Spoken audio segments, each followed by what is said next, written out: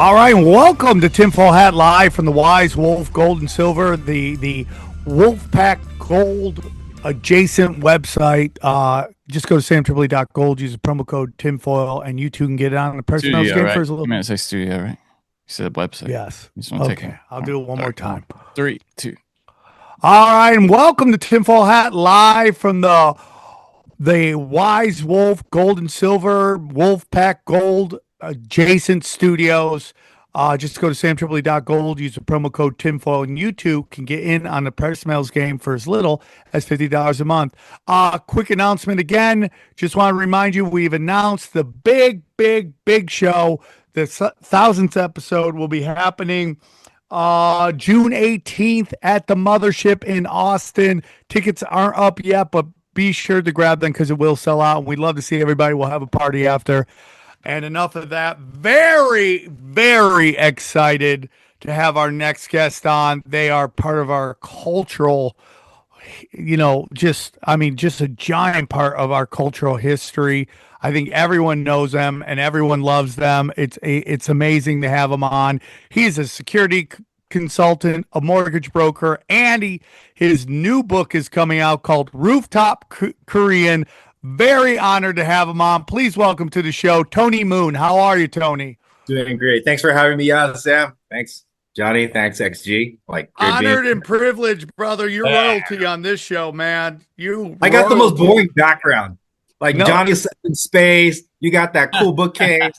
He's got all that picture frames and cool paintings. I got a boring ass bookcase and a little Epson printer.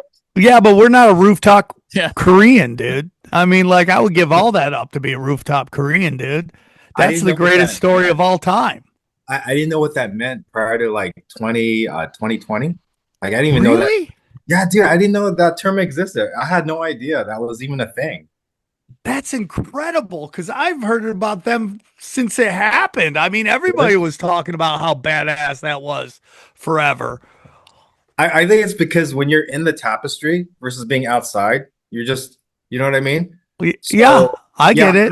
Up until 2020, I had no idea that was even a term or even a meme or whatever. It's just when I created the Twitter handle, the X handle back then, is when I was looking up stuff and I was like, hey, they're actually talking about this, and then I'm like, hey, that's pretty cool. I'll just take that Twitter handle. That's pretty badass. So before we start, just tell us, obviously they know who you are, but tell us a little bit about yourself and where our listeners can find you and when your book drops. Cool.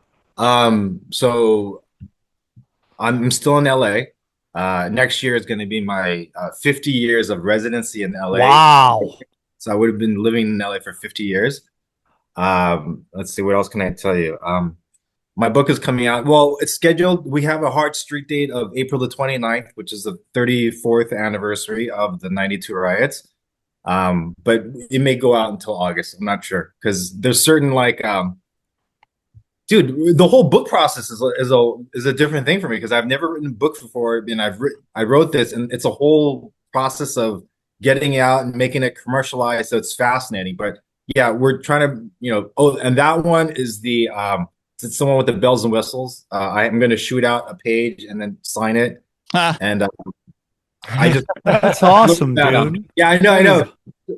So the cool thing is the guys that are putting the book together, they've never done this before. So now the publisher and the book, manufacturer are getting together and talking about how they're going to put it together. And then the exciting thing is I can announce it on this show too, is I'm going to be shooting with the guys from Unsub, like Donut, Brandon. Oh wow! All the those best. guys are going to help me shoot it, and then all my heroes. Maybe a few copies, and then we'll take pictures and stuff. But you're in LA, so we can kind of do the same thing. Yeah, we'll do anything with you, dude. You can join the crew. I'll kick out XG if you want to come on and be part of the show, dude. No, XG's got to stay. He's got all. Besides being a cultural hero, you have some of the best hair I've ever seen in my life. I'm blown away by how amazing. It almost looks like it's a Hollywood prop. It's so nice, dude. That is gorgeous hair. You should be proud of yourself. So I remember where I was in 1992. I just joined a fraternity. I was in Las Vegas. and things. And I remember the event. There's two events that, I mean, obviously 9/11 stuff like that, but Okay. I remember the Rodney King situation, and I also remember the O.J. Simpson verdict and how there was just a heaviness in the air. Yeah, Like remember. you could cut it with a knife, and people were like, "What's about to happen?" And it got so out of control that even the Nevada called in the National Guard, and we had them because a buddy of my Yeah. fraternity was one of them. He got called in, and they had to do patrol. Man, it was a crazy, crazy time. Um, when the trial was going on, when all that was happening, do you remember following it and your thoughts on it at all?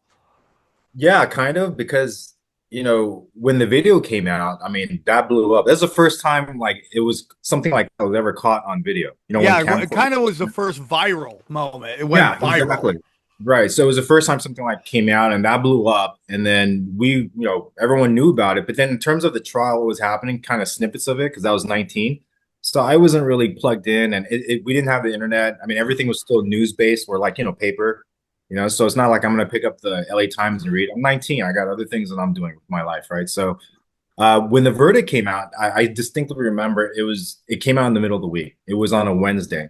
I mean, that's how, I mean, there's a few things I can close my eyes and look back and say, like, I kind of remember it, like the birth of my kids, like it was like a week ago, not that long ago. And this is similar to that, where I can look back and see it like it was like a week ago or even like maybe a few weeks ago. Because when the verdict came down on Wednesday, I mean, it blew everybody away, right?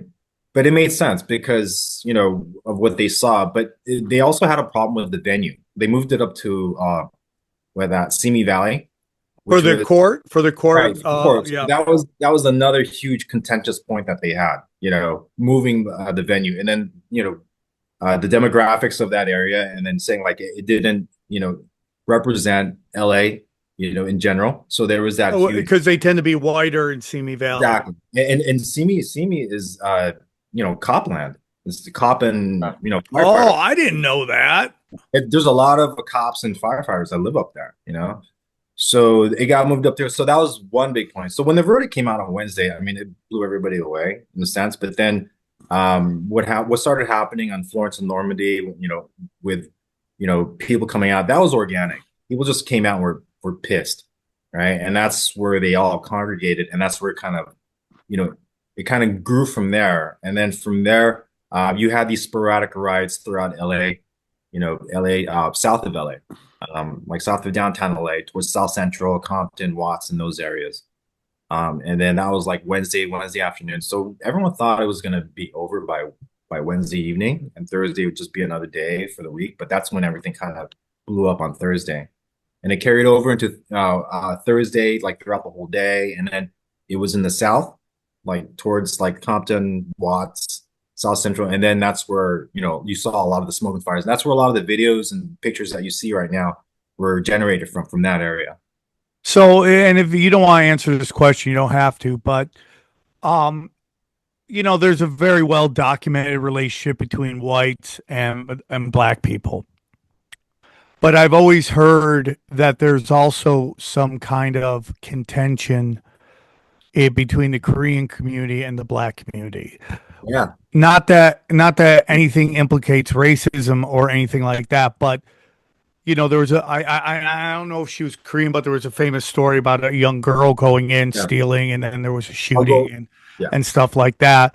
What was the relationship at that time of your community with the diversity of Los Angeles? Yeah, let's talk about that because I think that's something we need to address. I mean, if we're going to address racism or diversity, we need to address it, right? Because we don't all look alike. Just to be honest, we all the four of us here, we all look different, right? Yeah, I mean, for sure. honestly, Johnny right? looks the weirdest. Johnny's got the coolest background. He's Yeah, still yeah. That's why he's in Black in space. space, Everyone won't yeah. let him down Alien. here. Yeah, so yeah, there was a lot of contention at that time because from what I understood it, prior to the 92 riots, you had the Watts riots, right? So when the Watts riots occurred, a lot of the business owners that owned the businesses during Watts in those areas were Jews, right? So they went through the Watts riots and they were like, you know what, this is not for us. So they sold those businesses to the next wave of immigrants that came in. Some of them were Japanese, some of them were Korean. Because when my father purchased his first store, it was in Boyle Heights, which is like the armpit of East LA, and he bought it from a Japanese guy, because he purchased it from a Jewish guy before. So you had like this influx of immigrants coming in, and the new wave of immigrants that came in were Koreans into the Black community, right? And you got two totally different cultures working. And the reason why I know this is because growing up, I was into hip hop. I grew up with hip Yeah, hop, dude. Yeah. NWA. I remember I grew up with Run DMC. All those guys, right? So I listened to all of that, and I was part of like both cultures. I look Korean, but I listen to hip hop, and my lingo was, from that We're culture. talking like the 80s, Yeah, 80s to right. the 80s, 90s. 90s, exactly. So I kind of understood both, but then it's when you had the interaction between the business owners and the customers is where you had the friction, right? Not only that, but in a lot of these areas, the culture is, Chris Rock put it best, right?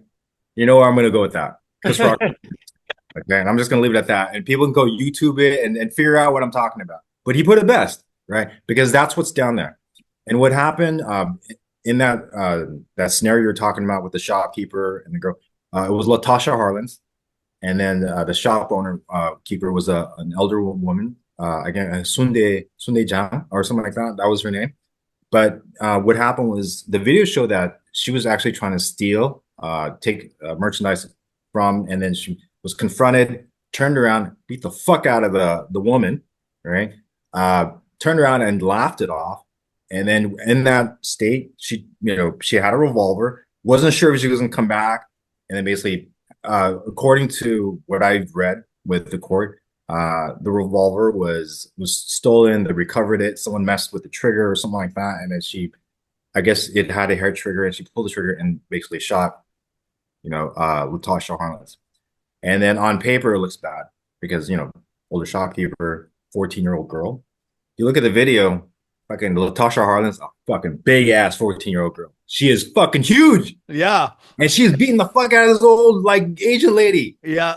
On paper, it looks bad, but on video, it makes sense. And that's why she got the house arrest.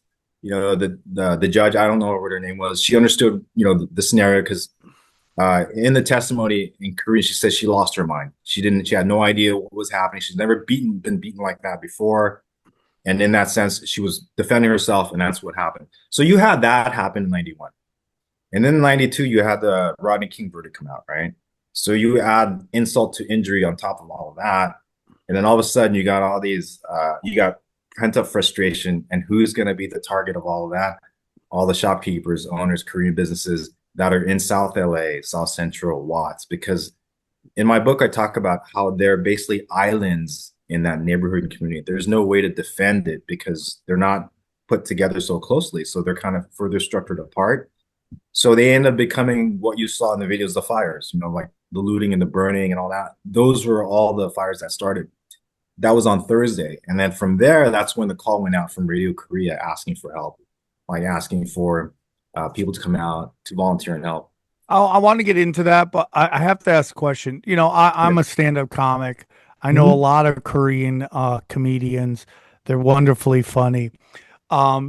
There is a running theme, and this is their jokes, not mine. You've heard it. Like, the most racist people in the world are my parents and stuff like that. And I'm not saying they're racist at all, but that's the joke. But were you a first generation Korean, or what generation were you compared to your parents and maybe your grandparents? Yeah, I'm first gen. I was actually born in Germany, and then I immigrated here. It's in my book. My parents were part of a wave of young immigrants that went to Germany under a program between South Korean government and West Germany at that time, where they had a labor for financial aid package. So the women went as nurses, and the men ended up working in the coal mines. And that's where my parents met. The women worked the coal mines? No. Sorry, did I just say that? I meant the men went the coal mines. The women became nurses. Okay. Yes. I was like, damn, Koreans. We had gender equality back then. So I bring that up because you're kind of looking at two different ways of looking at the world. You come to what age were you when you came from Germany? I came here when I was 5. Five. So you're growing up in American culture. Again, Right. I think I'm a little older than you, but we have this kind of new culture coming out, hip hop. We're leaving the 60s and 70s. We're getting into hip hop. I always say the end of the 80s and 90s were one of the best musical times in the country, in our culture. But it's definitely a little bit more outlaw, a little more, don't follow tradition and stuff like that. So we have you as a young man versus maybe your parents who come from a more traditional upbringing. Right. Do you think that had something to do with maybe even the shooting before? And how did you handle that as you were growing up to kind of be one foot in both cultures? That's interesting because like hip hop, I consider hip hop LA, because a lot of it was like we had West Coast hip hop, like we had the whole West Coast, East Coast, rivalry thing, but we had our own guys here that started the whole musical flavor. And I kind of was part of that in terms of listening to it when it came up. So yeah, I mean, it was interesting because I understood that the culture of how that worked. And then at the same time, traditionally, my parents were brought up a certain way. So I'll give you a good example of how the friction happens on the store level, right? So it's as easy as a transaction where you're exchanging money, right? So traditionally in Korea, it's respectful to hand someone money, right? So if I'm going to give you, hey, you ring me up for $1.95. I'm going to give you $2. I'm going to give you money, hand it to you or put it in your hand or at least place it on the counter in a way that's not where in here it's okay if I just kind of toss a couple of bucks on a counter and that's I acceptable, gotcha. right? It's Korea, that's not that's a more traditional exchange. right. And so it's a little insulting, right? So you kind of take that little bit of friction and you add other layers to it in terms of perhaps tone, mannerisms, way of speaking. I mean, we're very loose here, right? They're a little bit more traditional. They're a little like when we speak Korean between ourselves, like our peers versus adults, hierarchy, there's intonations that we have that's different, right? So when we're speaking to someone who's like older than us, then we kind of end our sentences with a certain, I guess, I don't want to say a phrase, but there's a certain way we end a sentence that's Like customs. There's different customs for how right. you There's talk not to a custom, people. but just the way of speaking. Like we speak differently to our elders than we would. Like you would, like here we would say, "Sir," "Yes, sir." Like Oh no yeah. man, right? More So slang with your friends almost. Yeah. exactly. Tony, So do Tony, you have that as a friction as well? Huh? sorry to interrupt you. I was going to ask you, would you say it was the same friction with Latinos, with Mexicans, or do you think that was a little bit more different? Because they're in South Central, they're all over the place, and I mean they interact with the blacks as well. Do you think Right. it was different, or it's kind I of think it was different because when we had the store in Boyle Heights, it was mainly Hispanic, Latino, right? So we didn't have that type of interaction that a lot of other Koreans had in Black communities, right? Because what I observed also with Latino families that they also respect their elders. There's a hierarchy in terms of how they Yes. there's a certain certain way of showing respect when they speak, right? Even body language, right? But in the Black community, you don't really have that. It's like the guy is old, fuck that, he's old, whatever, right? I'm gonna Old talk to head. him, Yeah. Old right? head. You know what I mean? yeah. So, but within like even like the Latino communities, like, hey man, he's old, he's an elder, don't talk to him like that. Be respectful. I mean, I've heard that, so there's a difference in culture in that sense too. So Yeah. me understanding that, yeah, it was kind of straddling both. The biggest problem I had was in '91 when Ice Cube came out with the song called Black Korea. That was the song that was where I had a huge problem because up until that point, there was a difference between the cultures, but I never saw it as a dividing line between us. I was like, fuck, we're Americans, we got our own problems and shit, whatever. But we'll work it out. But I never saw it as like, hey, you're Korean, I'm black, fuck you guys, you know? So I Oh, never, wow. I never even thought about that. That's super crazy. And, we're talking about hip hop. We've done 900 and some shows, and there's a theme of what culturally the was done to the blacks and black people, black community, and there was definitely this push.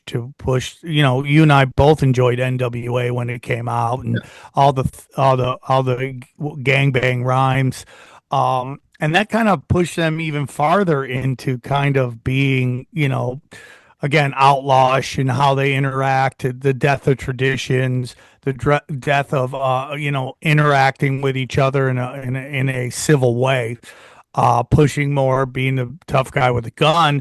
And I'm sure that, I don't know if you saw it, but was there kind of a change in that, or did you always see it as, kind of how the Koreans had a traditional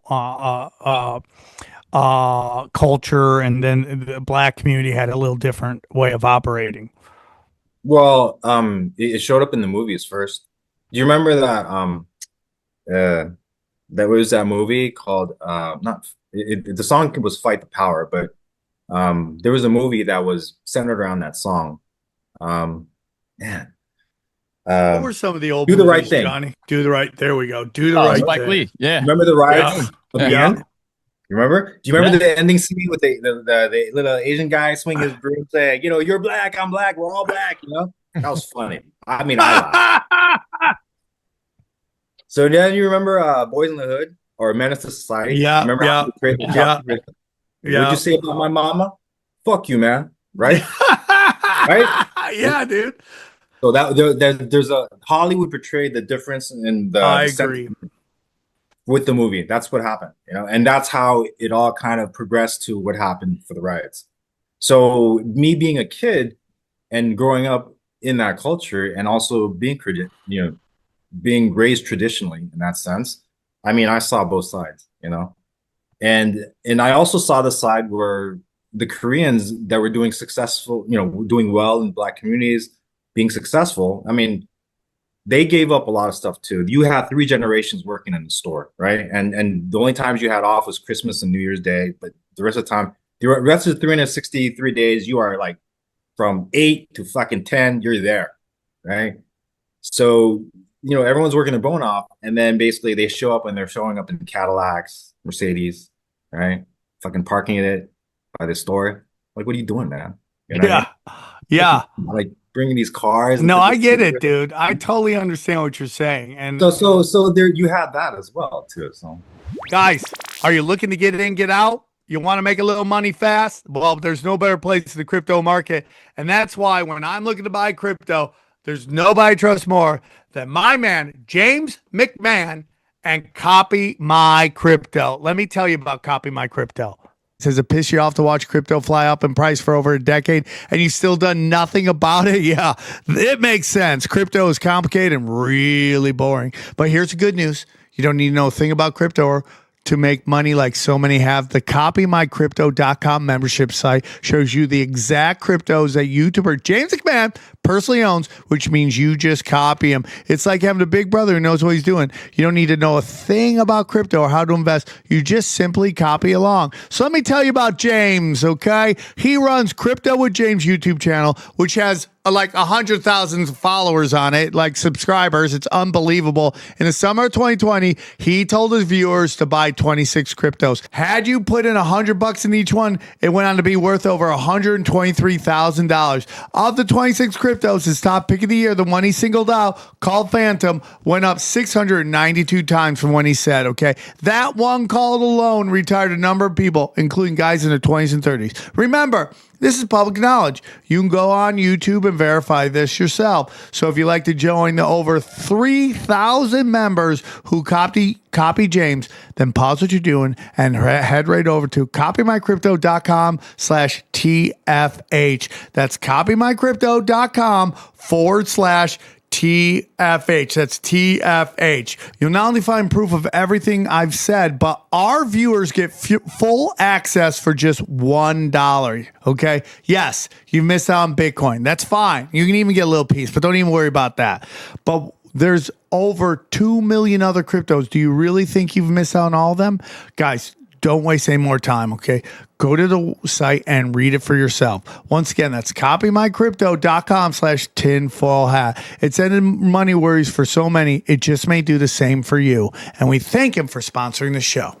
Listen, you already know what time it is. It's time to level up, and Blue Chew just dropped something crazy.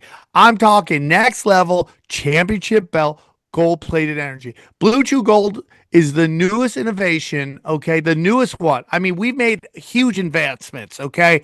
Every day, the scientists are in there going, how can this boner get harder, faster, okay? Blue Chew Gold is the newest innovation for the #1 chewable ED brand.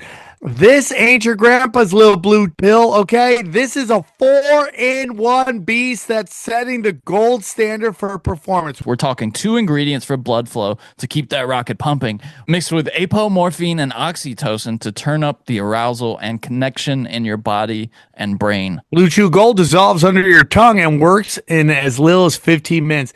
That means you can get it on quicker, stay in the game longer. Elevation without hesitation. This is peak passion and performance in a single tablet, okay? Next time she sends you a "you up" text, answer with a picture of Blue Chew, okay? Right? Forget Netflix and chill. Try this. This is Netflix and fill. Boom. Come on, dude. What does that mean? You're filling your prescription, or you're filling That means you're her? filling that snatch with fucking man meat. That's what that means, Johnny. Stop asking questions.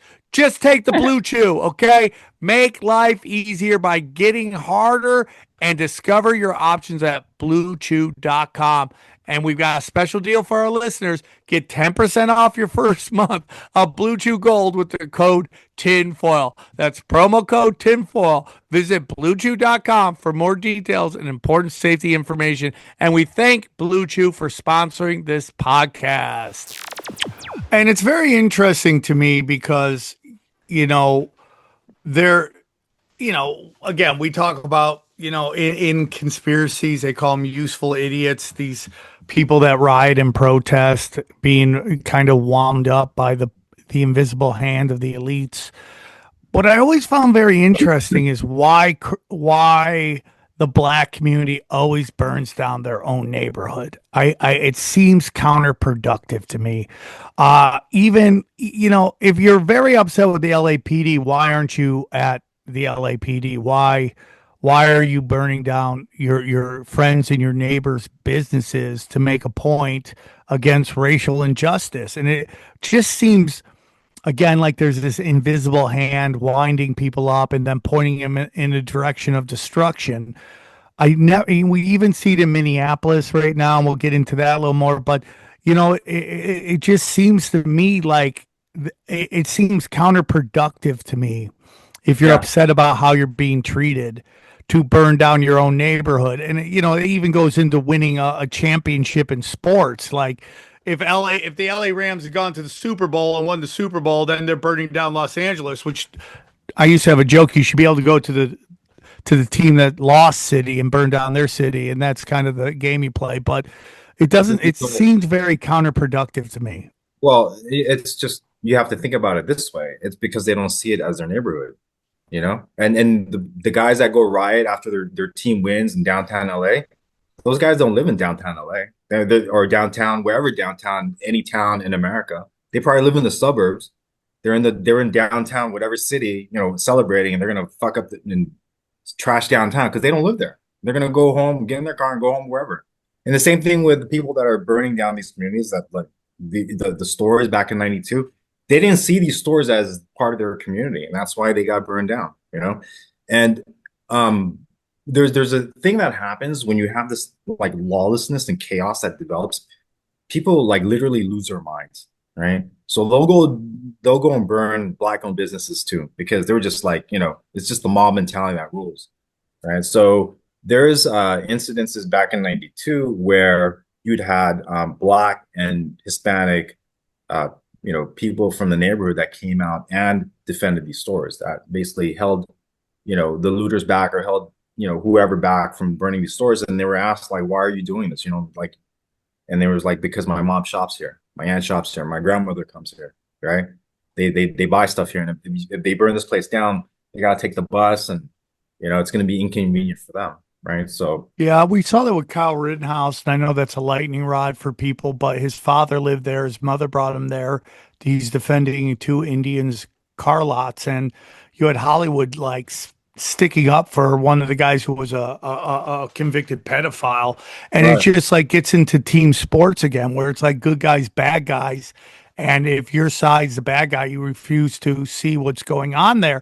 So again, it seems very counterproductive to me when you just you're burnt, even if it's not your neighborhood, it's still your city, and it just seems like you're adding trauma, generational trauma. That's a big thing. Young people see how you're acting. We emulate our parents. We emulate the adults around us, and then we start thinking that's a viable option to do if we're upset. And it just seems crazy to me. And again, not ever going to the sources of power where the problem persists. right. Well, I mean, the 92 riots were, I think, the most organic, that I saw. And then 2020 BLM, that was funded totally. I mean, you can see it all, and I remember seeing video, I think from DC, where you had protesters there, and you had like this white protester, in a like uh what's that, snowboarding helmet and goggles, and he's handing out hundreds to these black, guys that are running by. It's like, hey, like, hit this and hit that, and they're just passing out money. So yeah, I mean, in terms of like their own neighborhoods, yeah, I don't know why they do that, but It's very weird to me too, because there's a lot of people now creating content where they find professional protesters, and they'll find them at each one. There's a climate change. They're at the climate change protest. They're at the trans kids protest. They're at the racism is bad they protest. died in one protest, they're alive in the next one, Yeah, right? yeah. It's like really crazy to me. But the numbers that these people are throwing out, you're talking about like $4,500 a month to protest. I mean, like, maybe we should get into that. That's good money, dude. The tough economy, anything, Tough right? economy, dude. What do you do for a living? Professional protester. I wonder if chicks dig that. If like, hey man, I'm making money, dude. That's some poster skills. You have to have some poster skills. You got to make some posters real fast. Yeah, you got to be able to. I saw you at the BLM protest, man. You were really good. I saw you get hit in the face by a tear gas canister. That was tremendous. How do you think you get a raise? Yeah. Oh, you got to lead a it. protest. Yeah. That's the whole thing. You got to Hit try by a to car. try to start a by fake car. Yeah, totally. Yeah. an unorganic organic protest. And yeah, it just seems counterproductive to me. It's a very weird thing. And it's like LA's a very interesting town. If you go to New York City, everybody lives on top of each other. I'm sure there's neighborhoods that are a concentrate of one ethnic group or another, but LA is very, very segregated. Like there's Koreatown, which you can't find parking anywhere. It's unbelievable to me.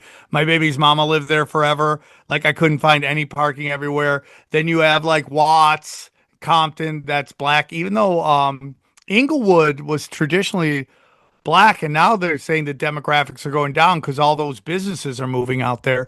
You have Glendale's Armenian, Beverly Hills is Jewish, so like each area has its own ethnic group, which is very weird for a city that prides itself on being open-minded. It's very interesting. It is interesting. Yeah, it's like you have these pockets in LA County of ethnic pockets. Yeah. Yeah, it's crazy to me because everybody's like open-minded here, but they live next to their own tribe. East LA's Latino. What do you think that is? What is it? Is it a heritage that people share and they enjoy sharing it, or do you think there's something deeper than that? Something where people kind of like to be around people with similar heritage? I think it's a combination of a lot of things. I think a lot of groups come here as immigrants. And they're not making a lot of money, so they tend to live near each other so they could help each other, and then it just becomes Chinatown, right? Because that's where Yeah. all the Chinese moved together. And same thing with Armenians coming from Armenia. And then the They white all people just- find out that's where all the good food is, and they start moving in. And Yeah, then the white people are like, I don't want homeless people. Let me move to Glendale. There's no homeless people. Where are they? Right? So that ends up happening for sure. And it's but I've always found that very weird that the city that shoves diversity around down everybody's throat is the most segregated city I've ever seen in my life. Yeah, but the thing is, I didn't grow up like that. I grew up in Hollywood. So like everyone I grew up with, like in Hollywood, was just like different ethnicities. So it was prior to all the moving around, you know. So this was back in like the 70s, 80s, you know, into the early 90s at that time. So, you know, like a good example would be like Hancock Park. You know, you got like blocks that are like nice, and then you got blocks that are sketchy. You know, Yeah. they're all like right next to each other too, right? That's like So- Pasadena. There's like you could have a mansion next to a crack house. It's like Right, the pretty weirdest much, thing yeah. I've ever seen. Yeah. It's very So I mean, weird. that's kind of like what I'm accustomed to. Because I mean, some of my friends I grew up like I had an Egyptian friend. You know, and a lot of my friends were Thai, and I grew up with a lot of Armenians in Hollywood. You know, Russian Armenians. Yeah, Salvadorans, a lot of Salvadorans, Mexicans, everything. You know, so you know, in my book, I talk about how when I grew up, LA was very layered. You know, and we weren't like like growing up in LA, it was more about the neighborhood that you were from, you know. So it wasn't like, hey, he's Korean or he's black or he's this or that, but he's from that neighborhood or that's his crew. And his crew could be like just a whole bunch of guys that are just, you know, you had black, Asian, Samoan, you know, Mexican, whatever. Just that's his crew, right? So I talk about in my book how the racial divide that was talked about during the LA riots, that wasn't really part of what I grew up with. You know, what I grew up was very different. But the 92 riots kind of blew that up into like, okay, there is a racial divide. And I address that and I talk about that, and along with the BLM riots, and then my involvement with, you know, J6, COVID in LA and all that other stuff. Oh, we'll get into that, of course. So let's get into the event. Again, we talked about a little earlier. Rodney King gets beat with a 4x4, and you know we were very naive back then. We trusted our news anchors. We trusted our media that they would tell us the truth. That is their job. They're not manufacturing consent. They're not manipulating opinions. They're not manipulating energy. Their sole purpose, and because I grew up around that at that time, was again I think I was a freshman in college at that point. That you know these people are honorable people, and their job is to tell us the news. And it reminds me as kind of things we're starting to see play out right now, that in whether it's the George Floyd situation, this Renee Gerd situation, where it's never clear cut, like who's in the right, who's in the wrong, and those are the perfect opportunities. And again, you said this is probably the organic riot that you've seen, and I would agree with that. But again, the presentation of the situation. You have Rodney King. I don't know if he's in a car or a motorcycle, gets pulled over, isn't listening, won't go down, and they start beating the crap out of him, and he starts taking it because he's high on PCP, right? Yeah. So it's like He's like, that's like the story that comes out later. 6'4", like dude's a giant. I mean, you see the video. He's like, and you see him in press conferences. He's big. He's a big guy. He's a big guy. He's high on In a drugs. Hyundai Excel. And just because he's high on drugs, and I said the same thing about George Floyd, doesn't mean, even if you're a guy with a criminal record, doesn't mean that you're a bad guy. No, and you should get beaten up, and even in George Floyd's case, ODs and dies, and they let him die. You know, like that's not what I'm saying, but the story isn't clear cut, and it's not black and white, it's gray, and that gray is where they can manipulate the situation. So the story happens. They have the court case, and I don't know because I know with the OJ trial they filmed it. It was must see TV, which is somewhat basically the kickoff reality television. You know, they had the Real World and stuff like that, but they realized that people wanted to watch this. The emotion of it really captured people. So this trial goes on. They're found not guilty. Shockwaves from both sides too, not just white, not just black people, but also white people. I'm sure the Korean, the Asians, the Latinos, kind of shocked that this verdict happened, and chaos breaks out. Now, do you remember where you were? Do you talk about this in your book when you found out things were starting to pop off? Right. I talk about that in my book. I basically walk everybody through the events of that week, but then I build up to it because people are going to know my background. Like I said, I lived in LA for almost 50 years. You know, so next year will be 50 years, I mean 49 years. So I have like deep roots in the city with people, with you know, people that know me for a long time. I talk about that. I talk about my background, what it was growing up in the 80s and 90s, why I suppose I kind of, you know, I enjoyed my obscurity up until now, you know, and then so I reveal a lot about that in my book. And when I wrote my book, I actually had to have a few people okay it before I was able to release it, because I talk about things about the past that happened, you know, with myself and a few friends. And then my kids had to be okay with it as well, because there's information in there that's going to kind of change the perspective of how people are going to look at me as well. On top of, was it a hard sell to your kids that everyone's going to know their dad's a badass? No, well, I mean, that's very flattering, but there's other things in the book that's not as flattering. So it's yeah. So that's it may not be as flattering is what I'm saying, you know. So I'm just leaving that as open-ended. But yeah, anyway, I talk about how you know, the events, and then what led up to the events, my background, and then regarding like you know, exactly where I was when that happened, which was I was working at a car dealership when it happened. And I how remember old were you when this happened? I was 19. Okay. Yeah, so I was 19, and then yeah, I remember watching because they turned on the news, and I was working as a sales guy, and then I was watching it, and that's when it just kind of I go into the, you know, book about what happened after that. And then the big thing is on Friday, because the call, like I said, the call went out on Thursday, and then we all answered it on Friday. So everybody went out on Friday. And it's interesting because in Korean, when you say the call, you're talking about Koreans basically putting out distress call that, hey, we might need help here. Right. So there's a radio station called Radio Korea. And the current owner is the son of the previous owner that sent out the call. So I met and I spoke with him. But yeah, they I mean, they're still around. They sent out the call on Wednesday. On Thursday, and then everybody answered it on Friday. And everybody went out on Friday. But the interesting thing is, culturally speaking, like in America, we're, you know, called what? Rooftop Korean, Rooftop Koreans, right?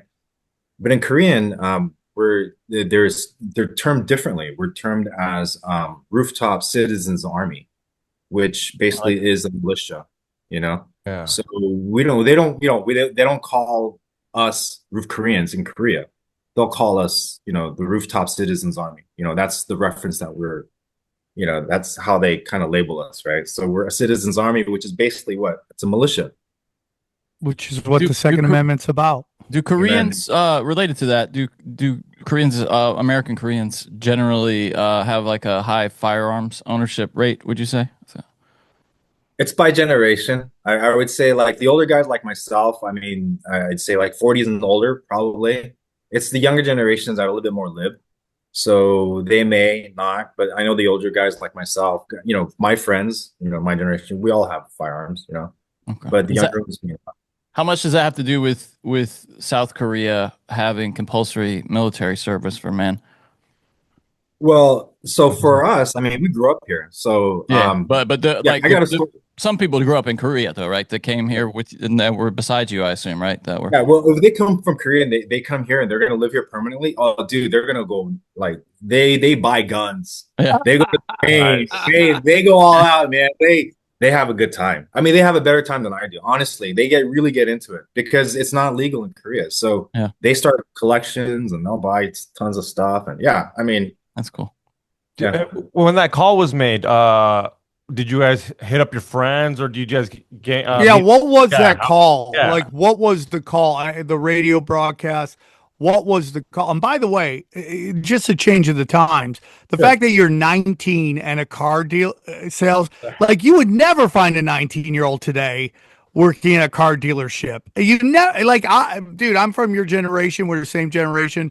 My Yeah. dad told me when my birthday, he goes, you know, you're getting for your birthday, 16 years old. I go, what? He goes, a job. And I've been working ever since. So the fact that you were 19 in a car dealership is just a sign of how things have changed.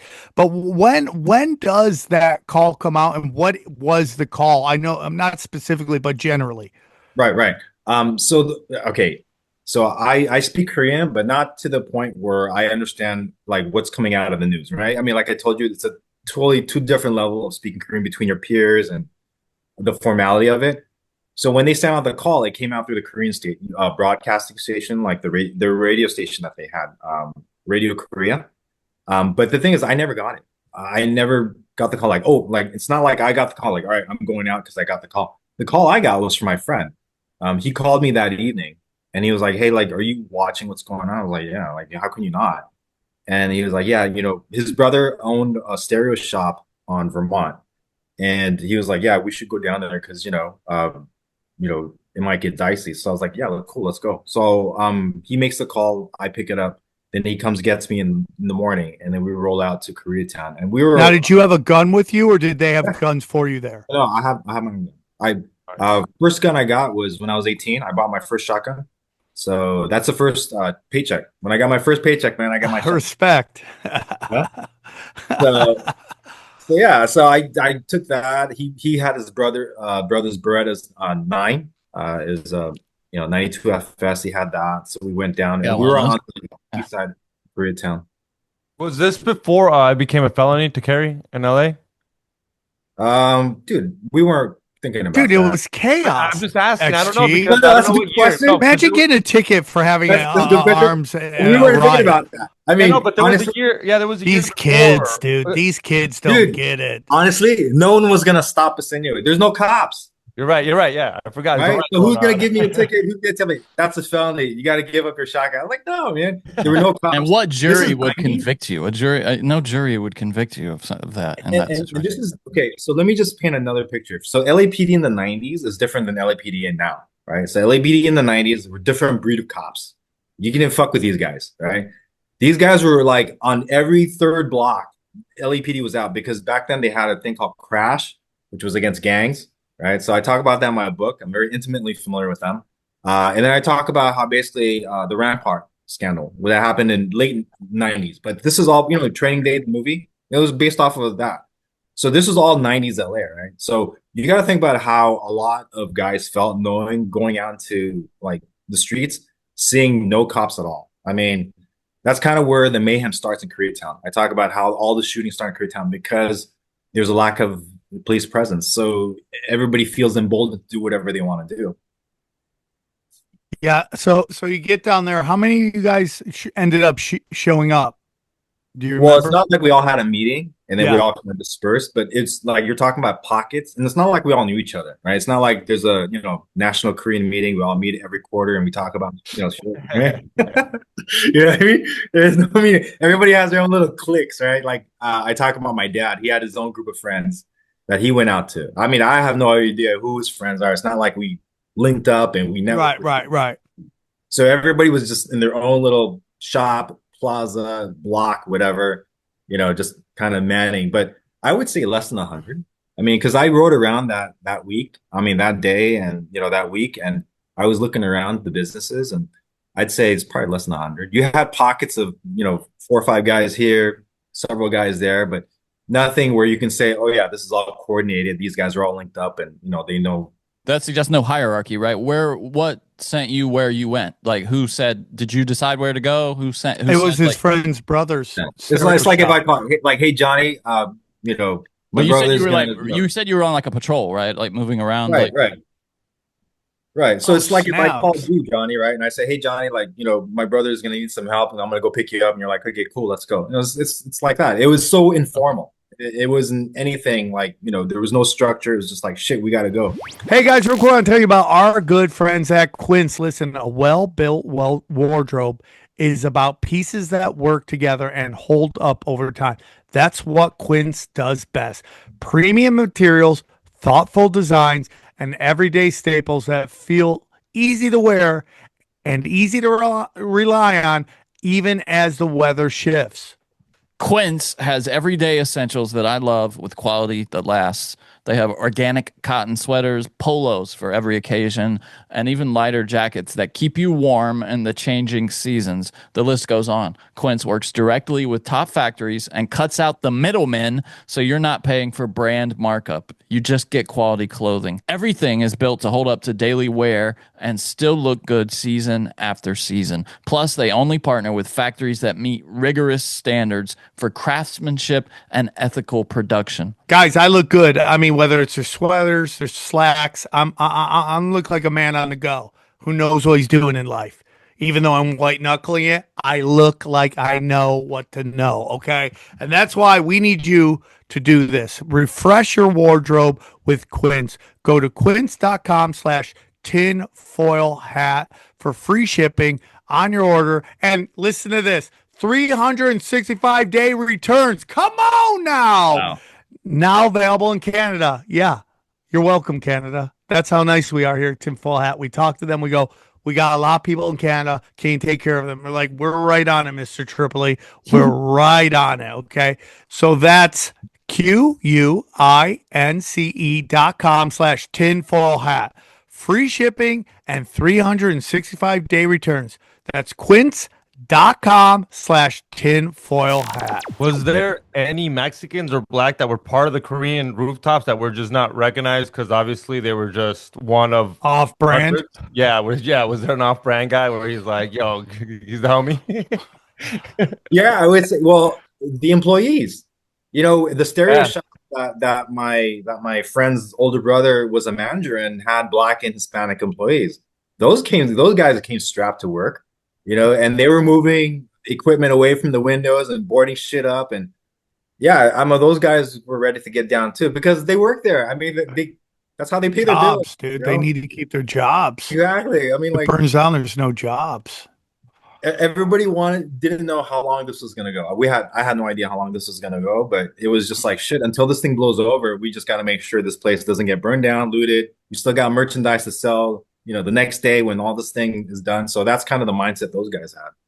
But yeah, they weren't gonna go outside of their the retail store that they had, and I'm gonna go protect that shop, like 4 buildings down. It was nothing like that. So you get there. Is your car most of the people that got there, or did other cars show up and you were like, okay, they're here too?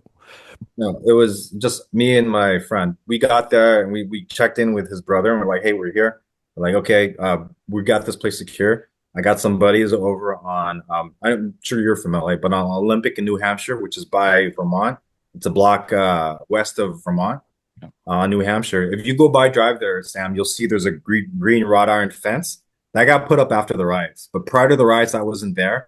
And they were pulling all their cars into the perimeter of the parking lot, trying to create a barrier so that basically when they were getting shot at, it would hit the cars instead of, hitting the sides of the building. So when we got there, then we got the intel, like they're getting shot at by these guys. So then we found out what kind of car they're in, right? They're in this car, right? And there's 4 of them. Right. So and it's not just a one-off. They're doing multiple passes at them, And when we got the description of the car and the guys, we already knew who these guys were. It was MS that was down there. Whoa, MS. MS Damn, dude. That long ago. Wow. Well, yeah, MS started in the mid 80s when a lot of well, you know what? You guys are gonna like my book. I talk about MS too. So you'll like my book. So anyway, yeah, they started in the mid 80s. They were in the Pico Union area of downtown LA, right near MacArthur Park. From there, they spread up to Hollywood. They went up to San Fernando Valley too, because a lot of them got bussed up to Grand High School. I don't know if you know where Grand High is, but they got bussed up to Grand High and they started their own little clique up there too. But those guys were shooting at the older guys in the plaza, and we knew that because of the car that they were in. They were in a white 4-door Toyota Corollas, and we knew it was MS because that's the car those guys drove. Everybody else was like 18th Street, mainly 18th Street that's down there. Those guys drove like Buicks, Caddy, Regals, those types of cars, right? MS was the only ones that drove Toyota Corolla. So we knew it was those guys. So we rode around looking for those guys. And when we found them, I think we found them, but we weren't 100% sure. So we had this confrontation. We had this little moment.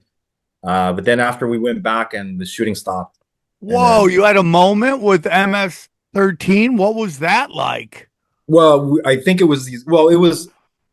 So we know the car that they were in. So by the time we found them, they were actually parked in front of like a duplex, and these guys were washing their car. I don't know why they were washing, but in the middle of a riot, you're washing your car. Yeah, seriously, right? And I mean, they're dressed. Two of them are dressed the part. One guy doesn't look the part. We're not we're not 100% sure it's these guys at all, right? Or if it's these guys. We know it's a car. We're not sure it's 100% sure it's these guys, and they're fucking doing the weirdest thing. They're washing their car, in the middle of all this like shit that's happening. So we were driving by, and I eyeball these guys, and we driving by, and they see us coming because there's really no cars. There's no traffic out there. There's no cars. It's just us, really nobody else. So we pull up, and we eyeball them. They eyeball us, and we're not 100% sure. So I'm not going to blast guys that I'm not 100% sure on, but we do need to send the message because I'm pretty sure these guys are a mess. So all I did was I basically lifted up my shotgun so they can get a good look at it. My friend takes out his 9. He holds it out to them so he can see the 9, and then we just kind of roll by, and then we eyeball them. We know we're letting them know that we know that who's out here and that we're out here too now. Wow, I never knew that. So after that, we went back, and then the older guys were like, yeah, there's no more shooting. So from there, we just we went to go check in on some other friend that we had, and then we went to get food, and and that was like pretty much the whole day. But man, God bless the car wash that stays open during a riot, dude. No, hey, dude, they're gonna have to clean these cars. This might be a car wash. They were in front of an apartment duplex or a duplex, washing their car on the fucking lawn. You know what I mean? They were fucking washing their car, and now it just kind of blew us away. Like, what the fuck are these guys doing? I mean, it's like smoke, gunshots. There's gunshots that are reverberating. Oh, really? Yeah, I mean, you're hearing gunshots from the east, from the west, and then I talk about how LA was very gang heavy, so that still is, I think. Yeah, and scores got settled that week that we're not even aware of, because if you're gonna ride on your enemies, it's gonna be that week, right? Because you're not gonna leave any real evidence. There's not gonna be a real investigation, and you can pretty much get away with murder. Not ask if there was any investigation. Did the cops show up a couple days later and be like, dude. I mean, I don't even know. That's the amount of paperwork you'd have to do. They're like, just clean it. It was basically the purge for like 2 days. Like you can get away with whatever the fuck you want at that point. You get into gangs. Now, I don't want to get you in trouble with anything, but are there Korean gangs? There are. I talk about that in my book. One of the biggest Korean gangs in LA at that time was a gang called Korean Killers, KK. So they started in Koreatown. They had beef with the Chinatown gangs. Oh, snaps. And then the guy who went to go for the stereo shop, my friend's older brother, he was a KK member. He was actually one of the main guys. So and what were they doing during this time when you were guarding these shops? Were they guarding shops, or do you know what they were getting into? Well, see, when that Korean gang KK, that's the old generation. These are like the older brothers that we've had, older brothers, uncles that were part of that. The guys that like guys like us, the next generation, second generation of guys were different breeds. So it's not like we all knew each other, but there was kind of, I would say, an unspoken truce between a lot of us. Like, this takes precedence over anything else. And I'm not saying that was spoken, but it was kind of understood because there was other guys that went down to South Central, right? We were in Koreatown, but some guys went down to South Central, and I guess they went on the Thursday. No, on the Thursday, and then they were trying to do whatever to help, but I mean they couldn't salvage what was already looted. I mean, what are you going to protect? A store that's already been looted? I mean, what do you protect? Yeah, right. The door. You know what I mean? All the merchandise is already gone. So.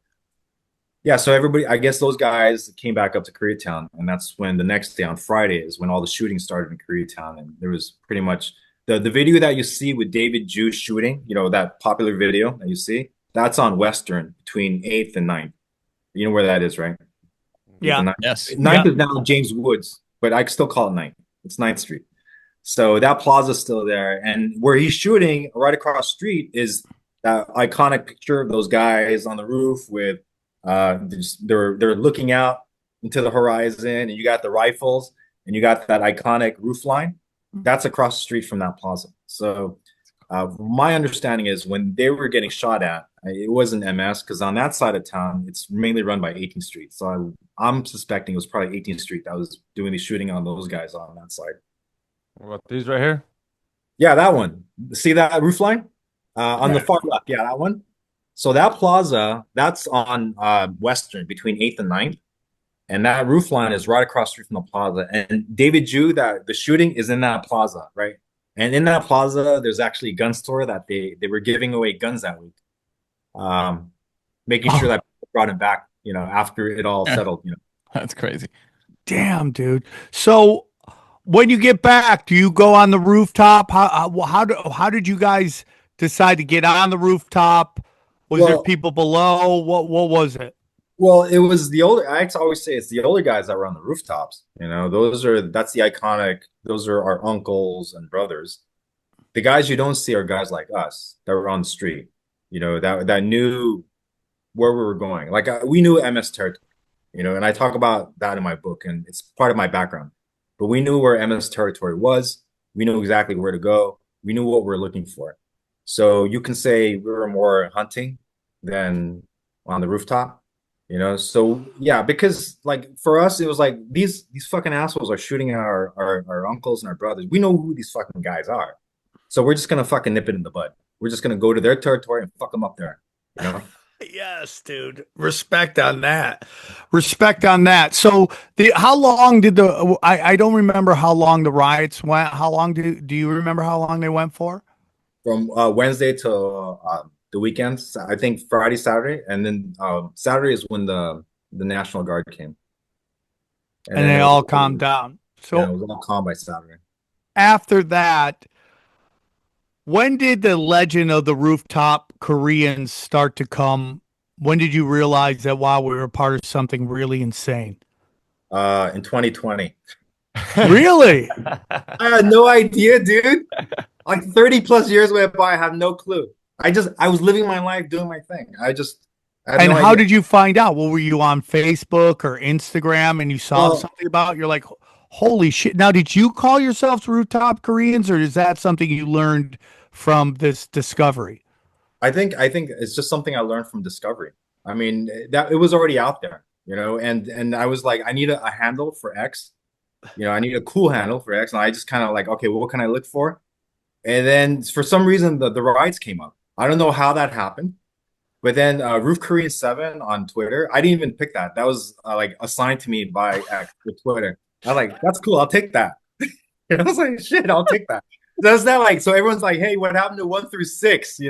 Why didn't you pick 1? I was like, because X or Twitter gave me 7. So I just like, I'll just pick 7. But Now, yeah, I had no idea for like until 2020, when I started the account because of the election, the 2020 election. I'm a numbers guy. I can read numbers, and fuck, man, that was like fraud up the ass. I So want to get into all that because I find that super interesting. yeah. Um, so you did so from the 92 to 2020, you just think you're just a normal dude. And little did you find out you're this kind of legend. Was there ever I mean, there was no discussion in the Korean community about you guys. Was South Korea talking about you guys? I mean, anything like that? Well, maybe shortly after the incident, but after that, no, because I think it's culturally, it hurt culturally, because one, we were singled out, as a group. Two, the economic damages, and also the devastation it left. A lot of these businesses, some of them didn't have, insurance to cover the merchandise. So coming to America and then starting a business, entrepreneur, and then failing at that because it got burned in a riot. Next thing you know, you're cleaning toilets at Target, at some minimum wage job. I mean, and then you have a college degree from Korea, from probably one of the best, universities in Korea. It's insulting. So that hurt too, And I think to a certain degree, the community itself wanted to put it behind them, because it felt so un-American, right? Because here we are being singled out, and being targeted when, I mean, one guy says like, shit, we didn't beat Rodney King. Why the fuck is this happening to us, right? And then it's not like we all shot that teenager either. It was one person, but somehow the whole community got the blame for it. So because of that, along with the fact that it also brought out, not for the defenders, it was not just the older guys, but it also brought out what I want to say a darker element that helped protect the community, which they don't want to acknowledge either, because it also admits to the fact that not everything Korean is K-pop and smiley, sunny, happy, shit like that. Like there's a darker side, like to Korean history and to culture that I guess most Americans aren't aware of yet. So I find it amazing, dude, because that's all I would talk about for 20 years. It's about really, how badass I was. um, Oh, shit, that dude, would be the read name my of this book. podcast. Sam Like, Tripoli, Rooftop Korean. Yeah, if I could be a Rooftop Korean, I would love it, dude. That would be the once best. you read my book, you'll understand. Like, oh fuck, okay, I get why to him it was like, okay, shit, it was like a week for him. I'm gonna buy your book. Is it available to buy right now? Yes, Okay. the kinetic edition. That's where I hole punch it with the bullet. That's so cool. Okay, I'm going to buy it for sure. So you've mentioned the 2020 election. You mentioned January 6th. I wanted to kind of get into this after you told your story. There's a lot of chaos going on in the world right now. It probably seems more on social media than it actually is, but this is how we interact now. You say you're a numbers guy. What are your thoughts on the 2020 election? Yeah, I think it was fraudulent. I mean, there's enough video evidence that came out regarding one. I'll just kind of run through a few of them, right? The pizza box incidents on the window. Then you had the ballots coming out with those travel luggages. Then you had ballots that were multiple scanned. You had ballots that showed up late in the evening, early in the morning. The fucking count goes only one way, right? It always goes one way. It never goes. It's crazy to it's me, always right? fucking one way, right? And then you got Biden, a fucking vegetable, in the basement. I got more votes than the fucking first black president. Yeah. I mean, seriously. So that's where the numbers didn't work out. And I was like, shit, dude, like this is bad, because back then we were still in COVID too, right? I mean, 2020, COVID just started. Everyone was starting to lock down in March, and we ran through the summer like a whole, 6 foot distancing, and you can't go inside and eat. All that shit was happening in LA, and then it was getting even more draconian. So for me, the 2020 election was like, okay, he's going to fix this. We're going to fix this by 2021, right? It's we're going to say like, okay, COVID isn't that bad. You don't have to fucking wear a mask all the time or your plastic bullshit shield, like, you're out in space. Like, it's all going to be cool. But then when the 22 election happened, and then you see the results and how the ballot worked down, it was like, I kind of like, I lost my shit. I was like, this is not going to be good for us, So, and I think that's where I did the research and I came up with the handle and all that, Yeah, I it's really crazy because last night I have another podcast, and I just bought your book, by the way. Oh, thank you, Sam. I'm very excited. I can't wait to read You're it. in LA. Let me sign it for you when it comes. I'll meet up with you anytime, dude. Anytime you want to hook up, we'll dude, shoot it together. I'll buy you lunch. I'd hang out with you anytime. You're a hero to me. Um, I had an argument on another podcast. I have this debate podcast, and he's like, every election is stolen. I'm like, but that's not good. Like, to just accept it that every election is stolen. Okay. And, you have the people like elections don't matter, blah, blah, blah. I go, if they didn't matter, why would they be spending so much money on propaganda and all that stuff? Because they have to convince us to follow them. So that is the game in the elections.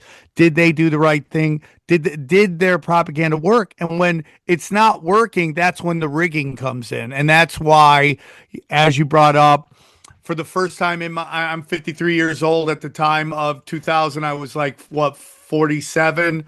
and first time ever I see a delay in count, like, oh, we're going to stop counting. Like, Yeah. we're tired. We're going to we got to take a nap so then we can get back to counting. And then they get back to counting, and all of the ballots coming in are all for Joe Biden. And even though there's no real place where Joe Biden ever had a giant swell of support, you're talking about a guy who you brought up, got the more votes than Obama. When he comes into the primary, he's seventh. That, like, Obama came in like a bat out of hell. He didn't come in like seventh and he had to work his way to the top, and then everybody drops out, and then it's just giant thievery, just like they did with George Bush in Florida. And it's like the way people just accept it, and they would rather be right than do right. And do right is to admit that we all got taken. And they put this, just like you said, vegetable in to open the borders, and we can get into whatever that represents. But So they did a test run in April, before November, in South Korea. The same issues in April of that year, 2020. They had an election in South Korea, same issues. And the vote all went one way. And it was like, I think they recorded as the largest turnout, largest one-way vote like a party's ever gone. Like bullshit like that. So they test ran it before they brought it here, and they ran it on us in November, right? Because they're not going to test run it on us here. They're going to test run it someplace else. Yes, here's where the finished product comes. Exactly. Because this is where their military comes from. This is where the Federal Reserve is that funds all of it. And it's, even when Hillary kneecaps Bernie Sanders, and at the time I liked Bernie, I had a wrong view of socialism back then, but I was like, whatever the people want, they should get. And then she kneecaps them. I'm like that. And people just formed right behind Hillary. I go, that's not right. That's not who you wanted. The people should get who they want. And it's just shocking to me, the learned helplessness. Remember that name, Seth Rich? Yep. Yeah, dude, 100. Man, so it sounds like you're into conspiracies. This has been conspiracy Christmas lately with all these drops and everything coming out that we see. But it's just crazy to me. So when you think about your riots, and the riots, not your riot, but the riots that happened during the Rooftop Korean situation, and you look at what's going on now, January 6th and all that stuff, what are your thoughts? What do you mean? Like how? Like what do you mean? Like you brought up January 6th earlier, and I think we might align on a lot of things. What are your thoughts on January 6th? I was there.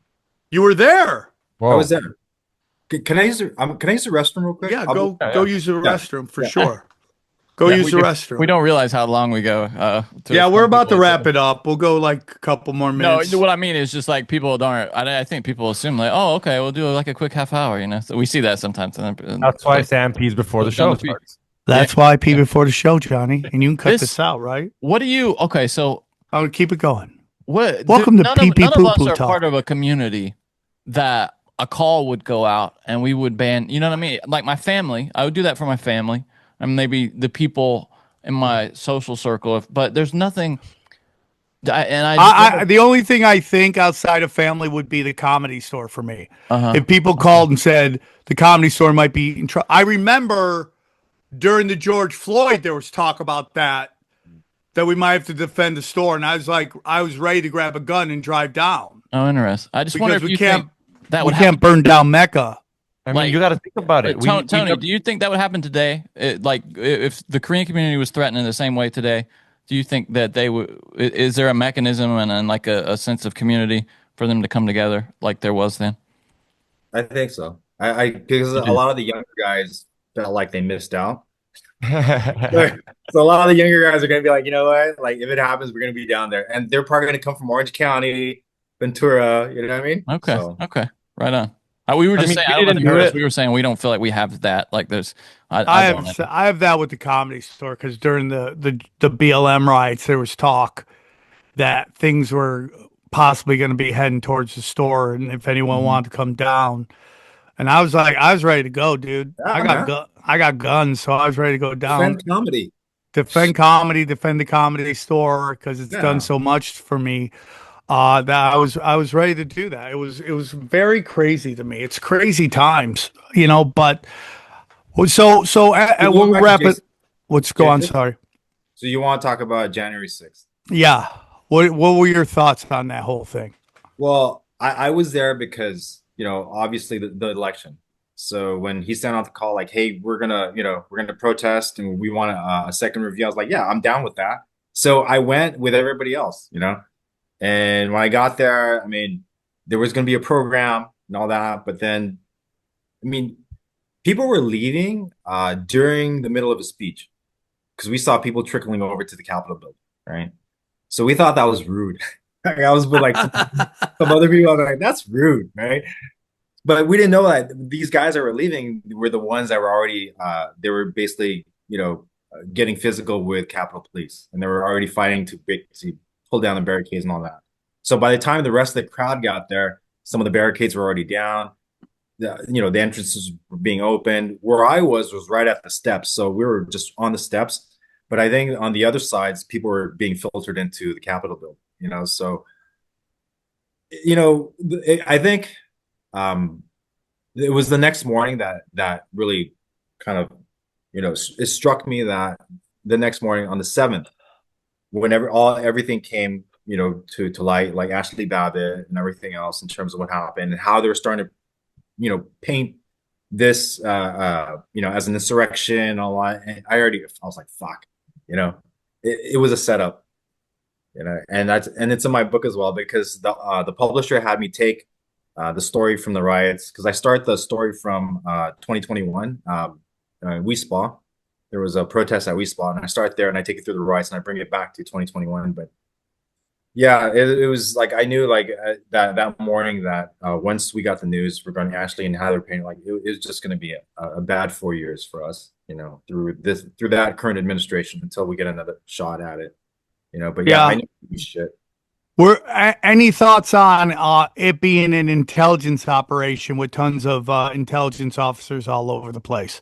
Yeah, it was feds were involved. Not only that, but in my book, I'll talk about this now, where I saw coordination that was similar to the Hong Kong protesters in 2019, how they were coordinating that at the Capitol building, and I know for a fact that a lot of the conservative right wing, you know, groups they didn't have that type of training, you know. So the training, the thing that I saw them doing there was very similar to what they did in Hong Kong with the Hong Kong police and how they were moving items to the front of the crowd and orders were being sent to the back and, you know, things were, and then they did an interview with someone and how they were coordinating that. And I remember watching that and then watching what happened at the Capitol. And it was so eerily similar that I was like, fuck, there's something up with this, you know? And not only that, but, um, you know, we found someone that had an anarchy tattoo on their hand.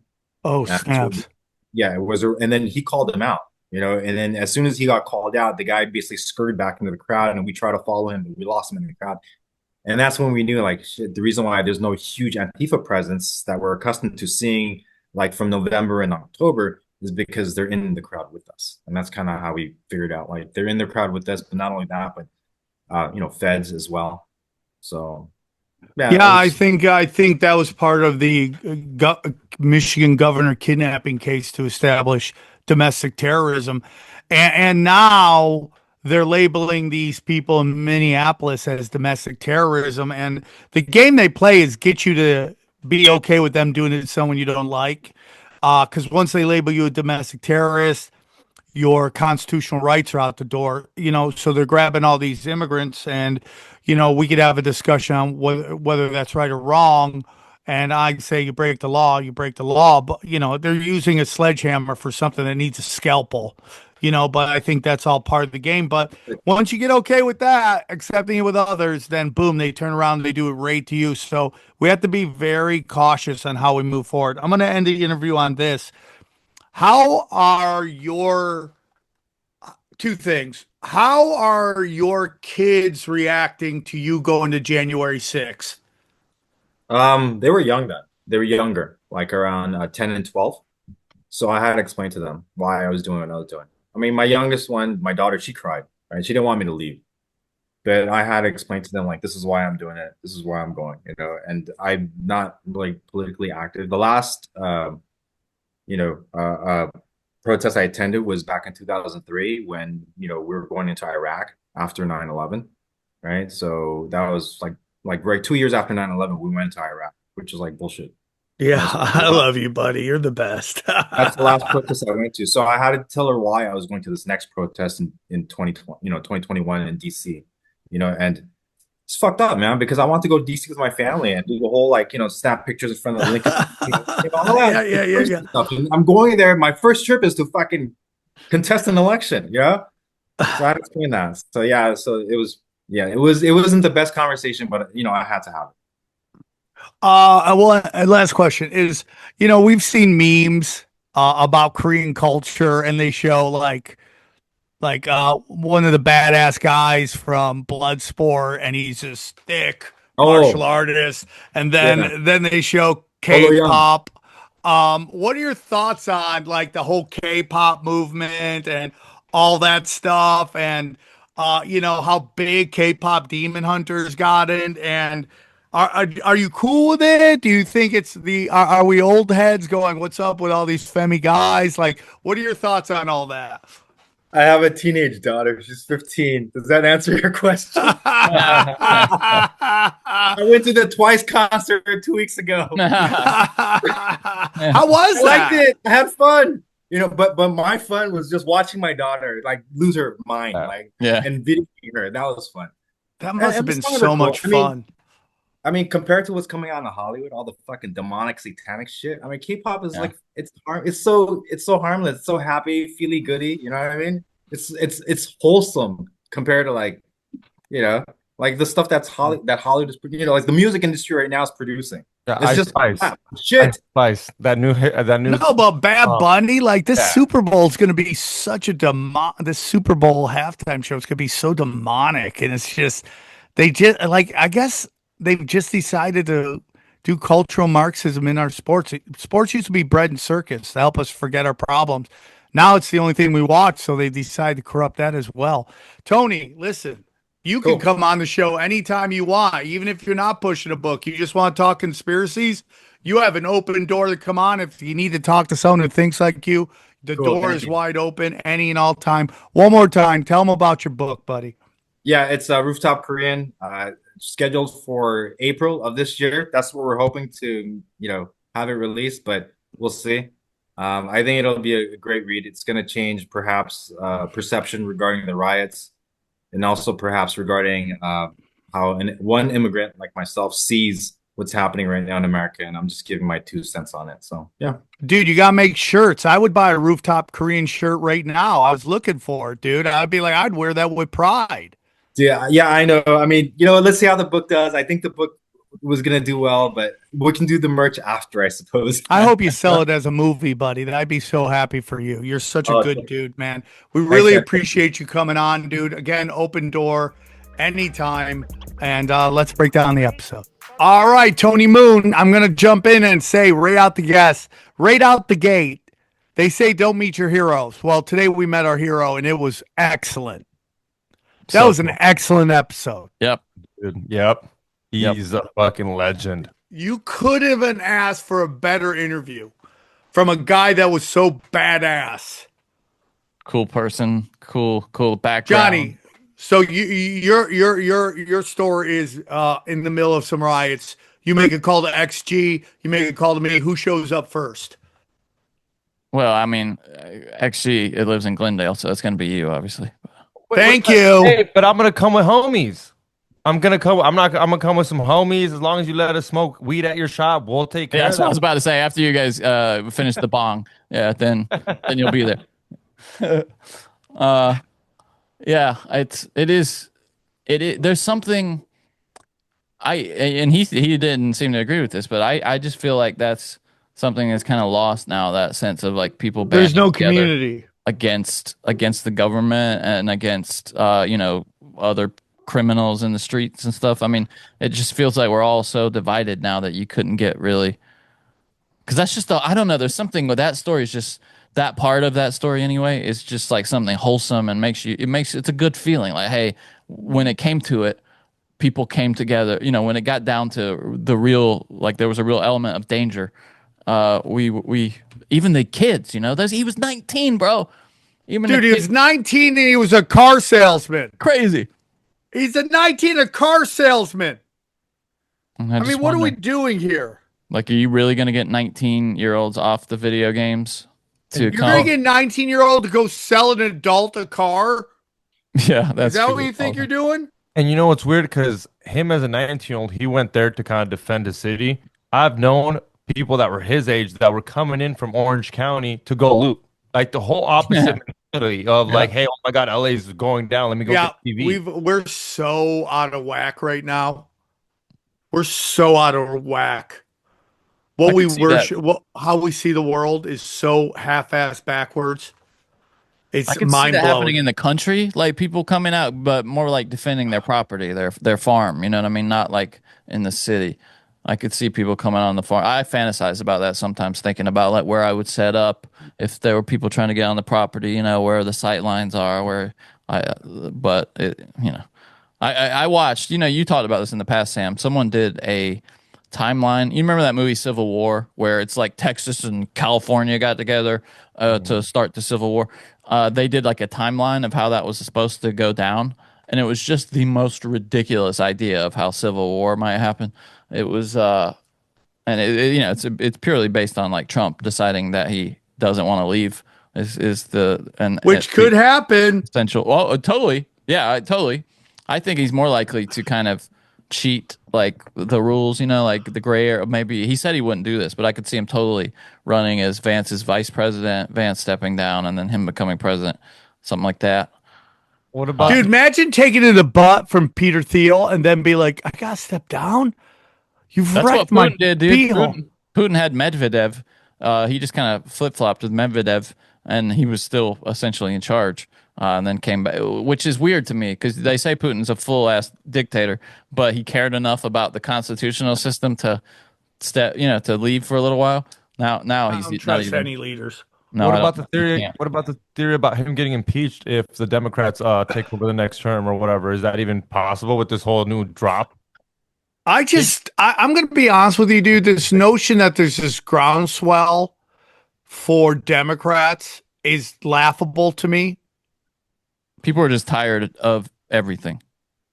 I mean, I don't think they like the Republicans either, That's what I mean. Yeah, they just want to change. but I think they No hate the option. Democrats more. I mean, with all this fraud coming out, I mean, the Democrats play so fucking dirty, dude. The Republicans do too, but it's more about the two wings of the rotten bird. But my God, dude, they are so dirty, Well, we dude. just talked about it, though. It's not really going to matter because the way they've gerrymandered California, they're still going to win in the midterms because of the Supreme Court now has said, okay, Can have at it. let's say we elect a Republican for governor. Can he go in and take that out? Can he appeal that? Can he use his Oh, that's a governor good question. powers? Well, once it's in the law, I would assume that it would take because it's not an executive order, right? It's actually something that passed the legislature, if I'm not mistaken. So it would have to be, yeah. It's not like he could veto it after it's become law. So I guess it would take. It would no, I don't think so, Sam. Unbelievable. But Can they it is redo temporary. it? It's not permanent, if I'm not mistaken. It's just a temporary thing, like in essence. But you know, they say there's nothing more permanent than a temporary government program. So Yeah, I'm with you. we'll see. Crazy. Guys, I made it on Osmond Gold. How cool is that? That's great, dude. Yeah. I love Osmond Gold. He called me. How did this guy know? You've been having a good month. You had a hour. Johnny on just Stone. does not respect my psychic abilities. And by psychic abilities, you're correct. Mel K telling me. All right. What's the next? What's the next prediction? Everyone keeps asking me. I'm not going to force it. They're like, "What's next?" I'm like, "I'm not. I don't know, man. When I know, I'll tell you." It's like crazy to me, guys. If you go to samtripoli.com, you can check out my my wonderful website, putting up stuff constantly. Already getting great. If you go to samtripoli.com, Hollywood, Perryville, Pottstown, Vegas, Bakersfield, Yuma, Hollywood, California, Batavia, Toronto, Dallas, Fort Worth. God, I want to get out of Hollywood so bad. Huntington Beach, Albuquerque, Lawrence, Kansas, Tulsa. Whoa, there's another one. And then, yeah, I got to put up the big 1000th episode of Tinfoil Hat live June 18th at the mothership, our 1000th episode. We're so excited. I'm excited, and then I'm going to be headlining the mothership at the end of the year. Yep, all my premium content's there, everybody. It's the best premium content you will ever see. There's nobody putting out better. I do shows with the best of the best. Austin Picard, Brad Binkley, Kurt Metzger. We do shows every week. Then I do some deep conspiracy rewinds as well. Tell us about Cash Daddies, buddy. Cash Daddies is a podcast hosted by Sam Tripoli, Howie Dewey, and I'm on there also, where we talk about finance, investing, retirement. It is not only a podcast, but there's also a community and a Patreon around that community where we, it's Howie gives us some hot tips every week, and we all kind of.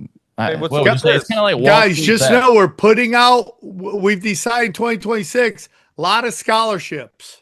It's a kind of a scaled down Wall Street Bet. 99% scholarships. For $1, we'll watch you and your lady go at it, and I'll give you advice on how to make love, make her pop. I know That is someone's not made enough the money. core.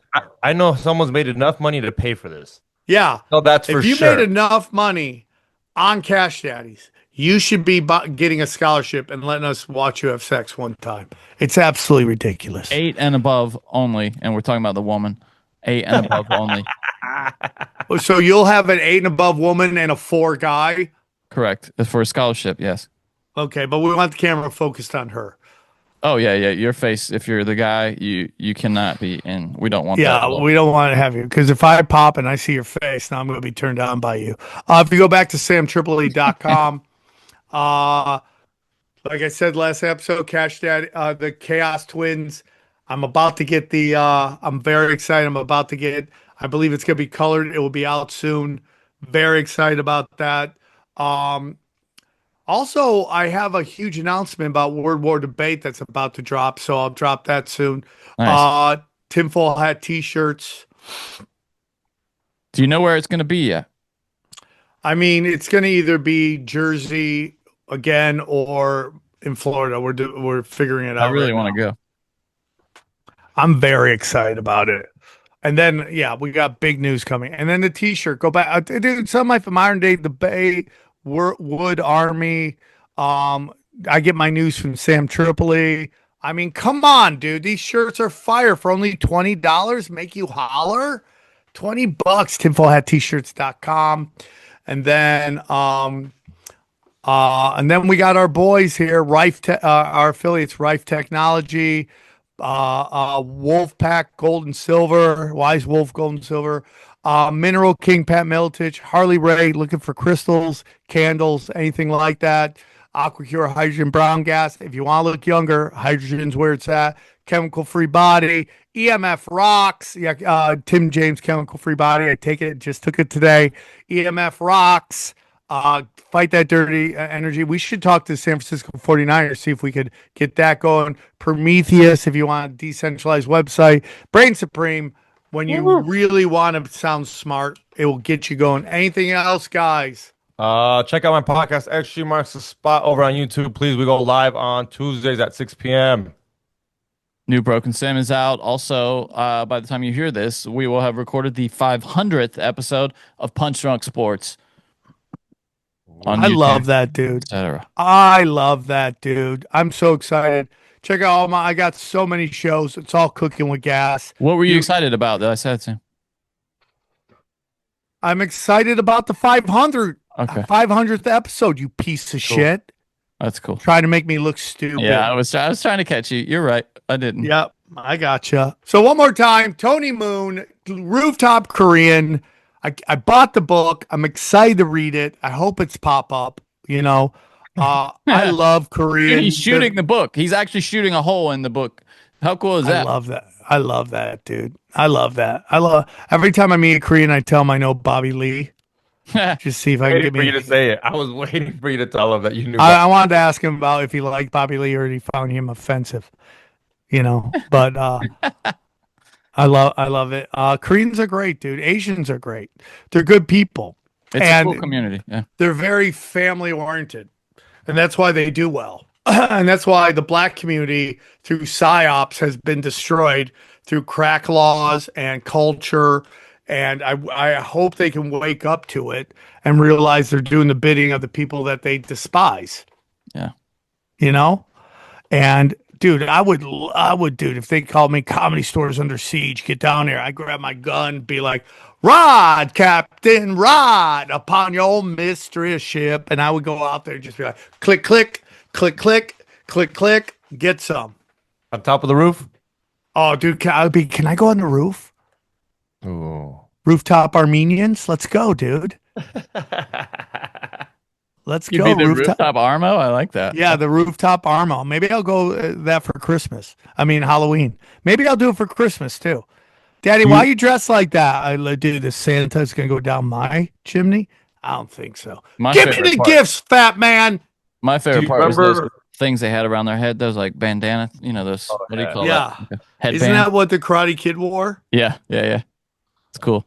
By the way, you ever watch old like clips from like Happy Days? Like all these guys that blew up had cameos in their small roles. Mr. Miyagi, Yeah. fucking Tom Hanks was like some karate guy that came in and like was chopping up the bar. Tom Hanks was Yeah, really.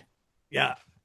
You're right. Why isn't there a movie about Rooftop Koreans? Is there? I don't know. I go watch it. Yeah. If you Well, made you it know like why. I mean, it's kind of like what does Hollywood want to make a movie where black people are the bad guy? No, it never Yeah, happens. right. Touche. starting to happen more. A Where? little bit more. What? Where? I've seen a couple of movies where bad guys were the black guys were the bad guys. Oh no, I don't mean like where they are. I mean like based on reality. Do you know what I'm saying? Not like where they're like. Oh yeah. You get what I'm saying? Yeah. It's crazy times, dude. Crazy times. I hope you guys enjoyed hearing my hero talk. Love you guys.